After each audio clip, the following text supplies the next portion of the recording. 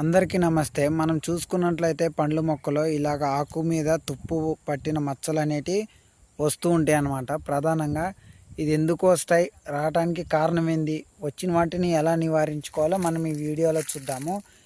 దీన్ని ఏమంటారంటే యాంథ్రకోనస్ సెర్కోస్పోరస్ leaf sports అంటారనమాట. ఇది రావడానికి గల కారణం ఏంటంటే అధిక తేమ లేదా చెట్టుకి అధిక నీరు ఇవ్వడము, గాలిలో ఎక్కువ తేమ ఉండడము, ఆకులపైన ఎక్కువ నీరు ఉండడము, మన భూమిలో ఎక్కువ నత్రజని శాతం ఉండడము వల్ల ఇది వస్తుందన్నమాట.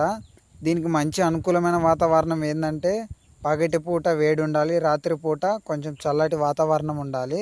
ఇది రాకుండా ఉండాలంటే ఎలా కంట్రోల్ చేసుకోవాలంటే కాపర్ ఆక్సిక్లోరైడ్ 3 గ్రాములు లీటర్ నీటికి, బోరాన్ మిశ్రమం